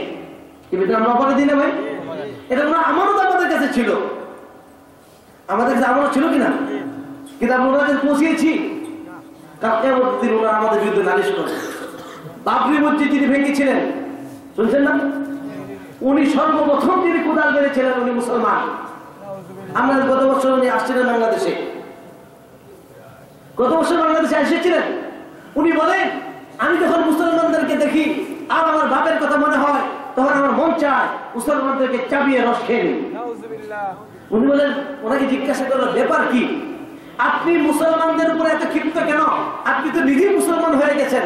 বলে দেখুন আমি যখন বাবরি মসজিদ ভাঙতে যাই তখন আমার আব্বা বাধা দিয়েছিলেন, আমার আব্বা স্কুলের মাস্টার ছিলেন, উনি আমাকে বাধা দিয়েছিলেন, আমি ওনার বাধা মানি নাই, আমি ওনার বাধা মানি নাই। আমি নামে নামে বাবরি মসজিদ শহীদ করেছি, সর্বপ্রথম কোদাল আমি মেরেছি, এই কুষ্টিয়ার টুকরা নিয়ে আসছি। আমার এক বন্ধু এই মসজিদের একটা ইট নিয়ে আসছে আনন্দ উৎসবের জন্য, এলাকার যুবকদেরকে ডেকে বলেছে এটার মধ্যে প্রসাদ করো। যারা প্রসাদ করা শুরু করেছে, প্রসাদের পরিবর্তে তাদের রক্ত বের হওয়া শুরু হয়েছে। এরপর তারা ওই জায়গায় মারা গিয়েছে। উনি বলেন আমার আরেক বন্ধু পাগল হয়ে গেছে, উনি মুসলমান হয়েছে পরবর্তীতে। উনি বলেন যে আমার কাছে খবর যখন আসছে আমারও অস্থিরতা, আর আমার বাপের কাছে যখন আমি যাই বললাম আমি বাবরি মসজিদ ভেঙেছি, আমার বাপটা আমি ভেবেছি আমার বাপটা আমার উপরে খুশি হয়ে যাবে, আমার বাপ খুশি হলো না। আমার বাপ আমাকে ত্যায্যপুত্র করে দিল। আমার বাপ বললো তুমি মুসলমানদের আল্লাহর ঘর ভেঙেছ, তুমি এই ঘরে থাকতে পারবা না, তুমি হয় এই ঘর থেকে ছেড়ে যাও, আমি এই ঘর থেকে চলে যাব। উনি বলেন আমার আব্বা আমাকে ত্যায্যপুত্র করেছে, আমি আমার আবার ঘর থেকে চলে গিয়েছি। আমি চলে যাওয়ার পরে শনিপথের মধ্যে থাকতেছিলাম, অনেকদিন পরে আমি খবর পেলাম আমার মা দুনিয়া থেকে চলে গিয়েছে, আমার বাবা দুনিয়া থেকে চলে গিয়েছে। আমি ভাবলাম শেষ সাক্ষাৎটা কমপক্ষে হোক। আমি বাড়িতে গেলাম, আমার মা দরজার মধ্যে হাত দিয়ে বাধা দিয়েছে যে তোমার আব্বা শেষ পর্যন্ত নসিহত করে গিয়েছে এই সন্তান যেন আমার চেহারা দেখতে না পায়। উনি বলেন আজকে আমার মতো অত্যাচারী যে নাকি আল্লাহর ঘরকে শহীদ করেছে, তাকে যদি আল্লাহ পাক হেদায়েত দিতে পারে, আমার আব্বা এত ভালো, এত সৎ, এত নেক, যিনি নাকি মুসলমানদের সন্তানদেরকে লেখাপড়া করিয়েছে, সেই মুসলমানরা আমার বাপকে কোনোদিন ইসলামের দাওয়াত দেয়নি, এই মুসলমানরা আমার পিতাকে কখনো ইমানের দাওয়াত দেয়নি, এই মুসলমানরা আমার বাবার সাথে কোরআনের পরিচয় করায়নি, আল্লাহ পাকের পরিচয় করায়নি, রাসূলের আকার পরিচয় করায়নি, কবরের পরিচয় করায়নি, আখিরাতের পরিচয় করায়নি, জান্নাতের পরিচয় করায়নি, জাহান্নামের পরিচয় করায়নি, হাসরের পরিচয় করায়নি। এই মুসলমানরা যদি আমার বাপের সাথে ইসলামের পরিচয় করাতো, ইসলাম যে সত্য ধর্ম, ইসলাম যে শান্তি ধর্ম, ইসলাম মানলেই মুক্তি পাওয়া যাবে, আর না হলে মুক্তি পাওয়া যাবে না, এই কথা যদি মুসলমানরা আমার বাপ বাপকে বলতো, তাহলে আজকে আমার বাপ এত ভালো হওয়ার পরে জাহান্নামে জ্বলে না। কিন্তু আজকে আমার মতো অপরাধীকে যদি আল্লাহ হেদায়েত দিতে পারেন, আমার আব্বাকে কেন আল্লাহ হেদায়েত দিবেন না? এর মূল কারণ হলো মুসলমানেরা। আমার প্রতিবেশী হিন্দু ভাইদের বাড়িতে যদি আগুন জ্বলে, আপনারা এখানে বসে আমার বয়ান শুনবেন না, আগুন নিভাতে যাবেন?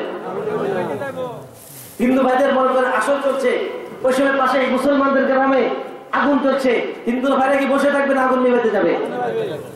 এটা মানবতা, ভাতৃত্ব।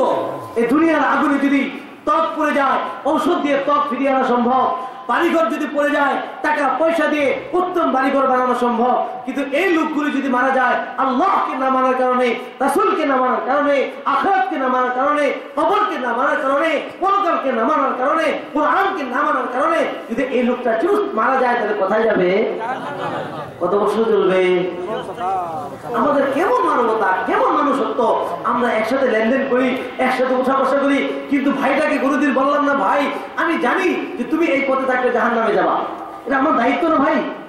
উনি মানব না মানব কোন ব্যাপার, আমার দায়িত্ব হলো কি করা, এবং আমি পৌঁছাইলাম কিনা পৌঁছাইলাম এই ব্যাপারে আমাকে আপনাকে আল্লাহর কাছে জিজ্ঞাসা করা হবে।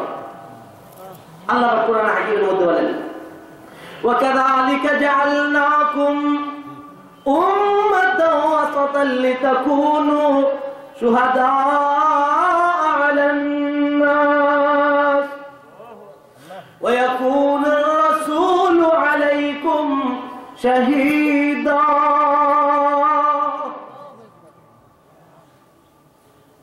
আল্লাহ বলে, পূর্ববর্তী নবী কিয়ামত দিবসের মধ্যে মুসলমান সকলকে জমা করা হবে, জমা করে তাদেরকে জিজ্ঞাসা করা হবে, মুসলমানদেরকে ওই নবীদেরকে জিজ্ঞাসা করা হবে তারা নবুয়তের দায়িত্ব পালন করেছে কিনা। ওরা উম্মতরা বলে না, পালন করে নাই। নবীকে বলা হবে, নবী বলবেন আপনার কোন সাক্ষী আছে কিনা? নবী বলবেন উম্মতে মুহাম্মদ হলো আমার সাক্ষী। আমাদেরকে জিজ্ঞাসা করা হবে, আমরা আল্লাহ বলবেন কিভাবে তোমরা সাক্ষী?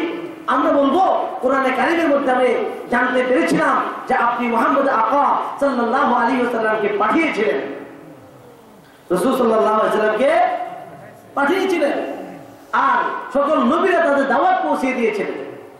ও ভাই দোস্ত বুজুর্গ, আমাদেরকে দায়িত্ব দেওয়া হয়েছে।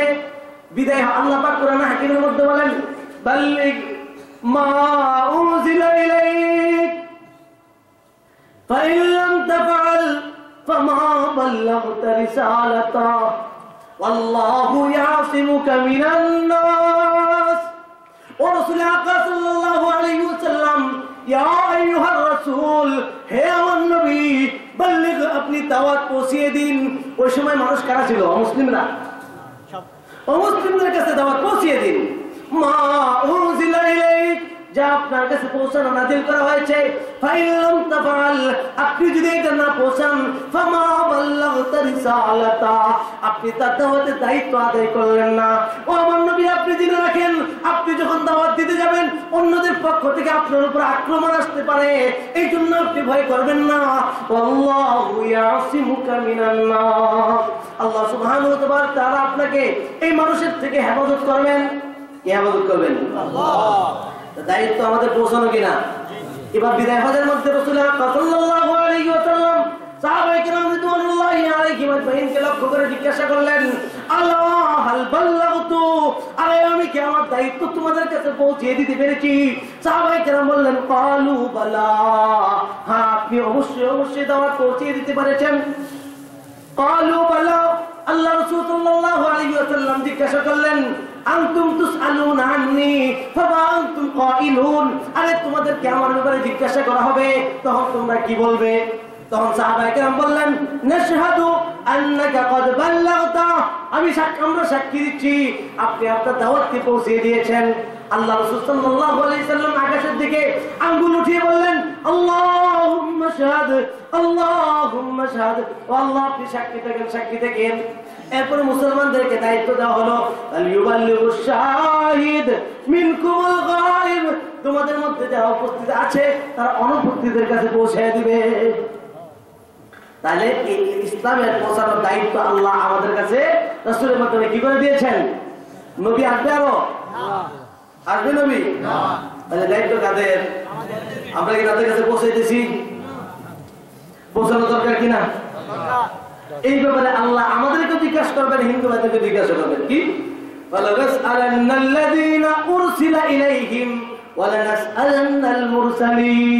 যাদের কাছে পাঠানো হয়েছে, যাদেরকে পাঠানো হয়েছে, উভয়কে জিজ্ঞাসা করা হবে। আপনার এই চালাক চরের হিন্দু ভাইদেরকে জিজ্ঞাসা করা হবে, ও আমার বান্দারা, তোমাদের কাছে পাশে মুসলমানরা ছিল, তারা কি তোমাদের কাছে ইসলামে দাওয়াত পৌঁছিয়েছিল কিনা? তখন তারা বলবে কি? বলবে পৌঁছেছে। তবে না, আমাদেরকে আপনাদেরকে জিজ্ঞাসা করা হবে, আরে তোমরা তো একসাথে বসবাস করতে, একসাথে থাকতে, তোমরা কি তার কাছে ইসলামে দাওয়াত পৌঁছিয়েছিলে কিনা? তারা আমাদের কি হিসাব থাকবে? কি ভাই সমস্যা আছে? আল্লাহ পাক বলেন আমাদেরকে পাঠানো শেষ করে দিচ্ছি। খারাপ লাগতেছে আপনাদের, তাই না ভাই? শেষ করে দিচ্ছি। আল্লাহ পাক বলতেছেন আমাদেরকে পাঠানোর উদ্দেশ্যই কুনতুম খায়রা উম্মাহ উখরিজাত লিন-নাস, তোমরা সর্বোত্তম জাতি, তোমাদেরকে বের করা হয়েছে মানুষের জন্য। হিন্দুরা মানুষ কিনা? এই মানুষদেরকে ইসলামের দাওয়াত দিবে, আল্লাহ বান্দাদেরকে আল্লাহর সাথে জুড়ায় দিবে। তানহাউনা আনিল মুনকার আই তানহাউনা আনিশ শিরক, তাদেরকে শিরক থেকে বাধা প্রদান করবে। ঠিক না বেটি? এইজন্য আমরা ভাইদেরকে দাওয়াত দিতে রাজি আছি তো ইনশাআল্লাহ? কে কি তৈরি আছি ইনশাআল্লাহ? আল্লাহ পাক তৌফিক দান করুন। লাভ কি হবে দাওয়াত দিলে? এই ভাইকে আগুন থেকে বাঁচালে লাভ কি হবে? আল্লাহ রাসূল সাল্লাল্লাহু আলাইহি ওয়াসাল্লাম বলেন, বুখারীর হাদিস, ইয়া আলী আইয়াহদি আল্লাহু বিকা রাজুলান ওয়াহিদান খায়রুল লাকা মিন হুমুরিন নাআম, তোমার মাধ্যমে যদি একজন ব্যক্তি হেদায়েত পেয়ে যায়, আল্লাহ রাস্তায় লাল উদ্যান করলে যে সব, তার থেকে উত্তম সব দান করা হবে। আর হাদিসের মধ্যে আছে, তোমার মাধ্যমে যদি একজন ব্যক্তি জাহান্নাম থেকে বেঁচে যায়, অর্থাৎ ইসলাম কবুল করে, তাহলে তোমার জন্য জান্নাত ওয়াজিব হয়ে যাবে। আর হাদিসের মধ্যে আছে, আসমান এবং জমিন, যেখান থেকে সূর্য উদিত হয়, যেখানে অস্ত যায়, এর মাঝখানে যা কিছু আছে তার থেকে উত্তম। এই জন্য ভাই, এই ভাই আমাদের দায়িত্ব দাওয়াত পৌঁছিয়ে দাও, মানুষ না মানুষ তার দায়িত্ব। এই জন্য পৌঁছাই দিতে রাজি আছি তো ইনশাআল্লাহ? আমার আলোচনা শেষ, একটা ভুল, একটা গলত ফাহমির কথা বলে শেষ করে দিচ্ছি। অনেকেই মনে করি, হুজুর আমরা তো মুসলমানের ঠিক নেই, হিন্দু মার্কা মুসলমান, খ্রিস্টান মার্কা মুসলমান, আমরা যদি ঠিক হয়ে যাই, আমাদের আখলাক চরিত্র যদি ঠিক হয়ে যায়, তাহলে মুসলমান অমুসলিমরা আমাদের আখলাক দেখে মুসলমান হয়ে যাবে। ঠিক না বেটি? আসলে কথাটা বেটি, কথা নাকি ঠিক না বেটি? কারণ আল্লাহ নবী সাল্লাল্লাহু আলাইহি ওয়াসাল্লাম বলেছেন, খায়রুল কুরুনি কারনি সুম্মাল্লাযীনা ইয়ালুনাহুম সুম্মাল্লাযীনা ইয়ালুনাহুম, সর্বোত্তম যুগ আমার যুগ, এরপরে যুগ, এরপরে যুগ। দিন দিন যদি আমরা দেখি মুসলমানদের অবস্থা আগের থেকে ভালো হচ্ছে না খারাপ হচ্ছে? আমরা যদি এই কথা মনে করি আগে আমরা ঠিক হবো, তারপর তাদেরকে দাওয়াত দিব, এমন চলে আসবে আমাদেরও ঠিক হবে না তাদেরকে দাওয়াত দেওয়া। তাহলে আমাদের কি করতে হবে? আমাদেরও ঠিক হইতে হবে, তাদেরকে দাওয়াত দিতে হবে। আমাদের ঠিক হওয়ার জন্য তাবলীগ কাদের জন্য? আমাদের হক্কানি পীর সাহেবদের খানকা কাদের জন্য? বলেন কাদের জন্য? মাহফিল কাদের জন্য? মসজিদ কাদের জন্য? মাদ্রাসা কাদের জন্য? সব মুসলমানদের জন্য। অমুসলিমদের জন্য কি আমরা দেই? নাজরে দিতে হবে কিনা ভাই? ভাই দরকার দুটোটাই, কান দরকার না চোখের দরকার? ঠিক মুসলমানদের একটাও দরকার, অমুসলিমদের দাওয়াত দেওয়ারও। দিনের যে কোনো কাজ হোক সবগুলিকে আমরা কি করবো? সহযোগিতা করবো। এটা কখনো মনে করবো না আমি যেটা করতেছি এটাই দিন, আমি যা করতেছি এটাই হক। এইটাই দিন না, এইটাও দিন। এইটাই হক না, এইটাও হক। এই যে দিনের যত কাজ হয় ওখানে আমাদের কি থাকে ভাই? ইচ্ছা হয়, অংশ থাকে। আমি দিনের কাজে সহযোগী হব, প্রতিপক্ষ হব না। রফিক বনা ফরিক নেই। এই জন্য যে কোনো জায়গায় যদি দিনের কাজ কেউ করে, আমি পারি না পারি, আমি সহযোগিতা মুক্তি হলে সহযোগিতা করি, বিরোধিতা যেন না করি। এই জন্য ভাই তৈরি আছে কি ইনশাআল্লাহ? আল্লাহ পাক আমাদেরকে, আমি কিন্তু আলোচনা শুরু করতে পারিনি, 4টা প্রশ্ন শেষ হলো। আলোচনা অন্য কোনো সময় যদি সুযোগ হয়, আল্লাহ যদি তৌফিক দান করেন, সেদিন আলোচনা করা যাবে। আমাদের কিছু বই আছে, এই হিন্দু ভাইদের দাওয়াত দেওয়ার পদ্ধতি, নমুসলিমদের সাক্ষাৎকার এবং আজিব আজিব বই, দাওয়াত সম্পর্কিত বই। এই বইগুলি আমাদের গাড়ি নষ্ট হয়ে যাওয়ার কারণে আমরা নিয়ে আসছিলাম। তো এই জন্য আমাদের গাড়ির রওনা দিতে আসতেছে, তো আপনাদেরও ধৈর্যের বাদ শেষ হয়ে যাচ্ছে। এই জন্য আমি আপনাদেরকে কষ্ট দিতে যাচ্ছি না। আমাদের গাড়িতে বই ছিল না, আপনারা নিয়ে দিতে পারতেন।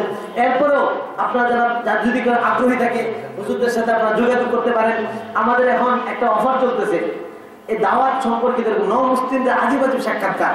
এই যারা বাবরি মসজিদ ভাঙছিল তারা মুসলমান হয়ে গিয়েছে, এখন বাপ চাচা মিলে নিজের মেয়েকে আগুনে পোড়ায় মুসলমান হওয়ার কারণে এই জমানার কাহিনী। এই ধরনের নমুসলিমদের সাক্ষাৎকার একজন ভাইকে কিভাবে দাওয়াত দিব, কোন পদ্ধতিতে কথা বলবো, এরপরে বিভিন্ন সম্পর্কিত বই পাওয়া যাচ্ছে। আমাদের প্রায় 26টা বই, 2200 টাকার বই পাওয়া যাচ্ছে মাত্র 950 টাকা। 2200 টাকার বই পাওয়া যাচ্ছে 950 টাকা। এই জন্য আপনারা যদি কেউ নিতে চান, যে ভাইরা যারা আছেন, সভাপতি হিসেবে যারা আছেন, ওনাদের সাথে যদি আপনার ইমাম সাহেব, ওনাদের সাথে আপনার যোগাযোগ করেন, নাম লেখাই দেন, তাহলে আমরা আপনার ভাইদের বই পাঠিয়ে দিতে পারবো। এই জন্য বইগুলি দরকার আছে। আমাদের হিন্দু ভাইদের কাছে অনেক কথা বলতে পারি না, আমরা একটা বই তার কাছে পৌঁছে দিতে পারি। ভাই একটা সত্য কথা বলি আপনার কাছে, মানে আমরা মনে করি হিন্দু ভাইদেরকে দাওয়াত দিলে কি জানি করবে, ওনাকে আমাদের শত্রু। ওনার একটা টাকা, মনে 5000 টাকা আমার কাছে আছে, উনি জানে না। ওনার আমারটা যদি ওনার কাছে বুঝাই বলে দেয়, ভাই আপনার টাকা আমার কাছে আছে, আপনি জানেন না, এটা আপনারটা আপনি নিয়ে নেন, বলেন তো এটা ভালো করে যদি বলা হয়, কেউ কি আমার শত্রু হবে? সে কি করবে? ভাই আগের জমানায় নবীরা যেমন মজবুত ছিল, কাফেররা তত কুফরি ছিল। আমাদের ঈমান যেমন কমে গেছে, কাফেরদের কুফরির মধ্যে কমতি চলে আসছে। এই জন্য ভাই, এরা আমাদের ভাই, হিন্দুরা ভাই, খ্রিস্টানরা ভাই, এই ভাইদেরকে সত্য কথাগুলি বলতে হবে। এরা আমাদের ঈমানি দায়িত্ব, মানবিক দায়িত্ব। এই জন্য এই কথাগুলি যদি না পৌঁছায়, তারা আমার আপনার বিরুদ্ধে কালকে আমাদের দিন নালিশ করবে। এই জন্য ভাইদেরকে দাওয়াত দিতে রাজি আছে তো ইনশাআল্লাহ? কোনো ভয় নেই, ওনারা আমাদের ভাই। আমি এই পর্যন্ত যত ভাইদেরকে দাওয়াত দিয়েছি, আমাকে কেউ কোনোদিন বলে নাই হুজুর আপনি কি করলেন। সবাই বলে হুজুর ঠিক বলছেন, ঠিক। আমি কয়েকদিন আগে এক বড় পণ্ডিত, বড় ঠাকুরের সাথে কথা বলতেছিলাম, হুজুর আপনি ঠিকই বলছেন। আমাদেরকে মিষ্টি খাওয়ায়, এক জমানায় তো দাওয়াত দিতে গেলে পিটন খাইতে হইতো, এখন পিঠাই খাইতে হইতো, আর এখন তো পিঠাই খাওয়ায়। আগে জমানায় কি খাইতে হইতো? পিঠাই। এখন কি খাওয়ায়? পিঠাই। আপনি বিশ্বাস না করেন, আপনি মহাব্বতের সাথে হিন্দু ভাইদেরকে দাওয়াত দিয়ে দেখেন, আপনার কেউ মারবে না, কেউ কিছু করবে না। সত্য কথা তার কাছে বলবেন। আমরা তো জোরাজুরি করতেছি না, করতেছি চাপ দিতেছি, ওনার আমানত ওনার কাছে পৌঁছে দিতেছি। আল্লাহ রাব্বুল আলামিন আমাদেরকে এই কথাগুলির উপরে মানার আমল করার তৌফিক দান করুন। আর একটা হোমওয়ার্ক দিয়ে আমি আপনাদেরকে বিদায় দিচ্ছি। হোম মানে বাড়ি, ওয়ার্ক মানে কাম, বাড়ির কাম। এই কাজটা যদি করতে পারি, জীবনের বড় সফল হয়ে যাব। একটা দোয়া শিখাবো আপনাদেরকে, শিখতে রাজি আছেন? হিন্দু ভাইদেরকে একটা দোয়া শেখাবো, আপনাদেরকে একটা দোয়া শেখাবো, একটা মন্ত্র। মন্ত্র মানে দোয়া। আর একটা হোমওয়ার্ক দিব। হোম মানে বাড়ি, ওয়ার্ক মানে কাম, বাড়ির কাম। বাড়ির কামটা কি? সেটা হলো আমার প্রত্যেকটা কাজকে ধরে ইবাদত বানাইতে পারি। কি ভাই, আমাদের প্রত্যেকটা কাজ ইবাদত বানানোর দরকার আছে কিনা? আমরা ইবাদত করতে শুধু এতটুকুই বুঝি, নামাজ হজ যাকাত, তাই না? না ভাই, আমার ব্যবসা করাটাও আমার ইবাদত, আমার চাকরি করা আমার ইবাদত, আমার হাল চাষ করা আমার ইবাদত, ধান কাটো আমার ইবাদত, মা বোনদের জন্য ভাত পাক করা ইবাদত, সন্তান লালন পালন করা ইবাদত। বাকি ইবাদত বানাইতে হবে, এমনি হয়ে যাবে না। আমি যে বসে আছি এটার নাম কি? এমনি হয়ে গেছে না বানাইতে হয়েছে? ঠিক প্রত্যেকটা কাজকে ইবাদত বানাইতে হবে। এই বানানোর পদ্ধতিটা বলে দিব, আমল করবেন ইনশাআল্লাহ। এই প্রত্যেকটা কাজকে ইবাদত বানানোর পদ্ধতি হলো প্রত্যেক কাজের শুরুতে নিয়তকে শুদ্ধ করা। আমি যে কাজটা করব, একটা চোখ বন্ধ করে আল্লাহকে বলবো, আল্লাহ আপনাকে রাজি করার জন্য আমি এই দোকানে বসলাম, আল্লাহ আপনি আমার রাজি হয়ে যান। এই বান্দা যতক্ষণ পর্যন্ত দোকানে বসে থাকবে, ততক্ষণ পর্যন্ত তার আমলনামার মধ্যে নফল ইবাদতের সব লেখা। কোন আল্লাহ বান্দা ধান কাটতে গেল, হাল চাষ করতে গেল, আর নিয়ত করলো না, হাল চাষ করার পূর্বে নিয়ত করলো, আল্লাহকে ডাক দিয়ে বললো, আল্লাহ আপনাকে রাজি করার জন্য, আপনাকে খুশি করার জন্য আমি হাল চাষ করতে যাচ্ছি। বান্দা যতক্ষণ পর্যন্ত হাল চাষ করবে, ততক্ষণ পর্যন্ত তার আমলনামার মধ্যে নফল ইবাদতের সব লিখে দেওয়া। এই জন্য প্রত্যেকটা কাজ কি করবো ভাই? কার জন্য করবো? কার জন্য? একে খুশি করার জন্য। আর ভাই মরতে তো হবে না, আপনারা তো বলবেন না এই চালাক চালাক চলে, সবাই চালাক, এরা কেউ মরবো না। কি ভাই চালাক, সবাই চালাক মানুষ। মত আমাদের কাছে ধরা এগুলি চালাক, মত আমাদের ধরতে পারবো না। আমরা মত দেখলে ভয় পাই। আল্লাহ কি করে জানেন? ফাইনাল মাউতাল্লাযী তাফিরুনা মিনহু ফাইন্নাহু মুলাকীকুম। তোমরা মৃত্যু দেখে দৌড় দাও, আর মৃত্যু তোমার সাথে সাক্ষাৎ করে। সাক্ষাৎ পিছন দিক থেকে না সামনের দিক থেকে হয়? হ্যাঁ, আপনি দেখো আল্লাহ তাফিরুনা মিনহু ফাইন্নাহু মুলাকীকুম, দিলা দৌড়, সামনে থেকে মৃত্যু আসে, আসসালামু আলাইকুম চলে যাবে। ثم تردون الى عالم الغيب والشهاده। এরপর আল্লাহ যিনি দৃশ্য অদৃশ্য যা দেখা যায় না দেখা যায় সবকিছু সম্পর্কে আল্লাহ যিনি জানেন। এখন আমরা বসে আছি, আমরা যখন অন্যের ক্ষতি করার নিয়ত করি তখন আল্লাহ দেখেন কিনা?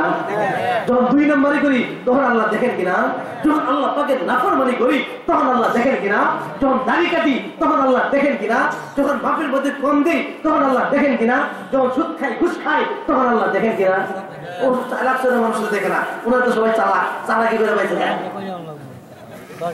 কি ভাই আপনাদেরকে ভাগিয়ে দিতে পারবে না, আপনাদের চালাক সবাই। ও ভাই মৃত্যুর প্রস্তুতি নেওয়ার রাজি আছি তো ইনশাল্লাহ।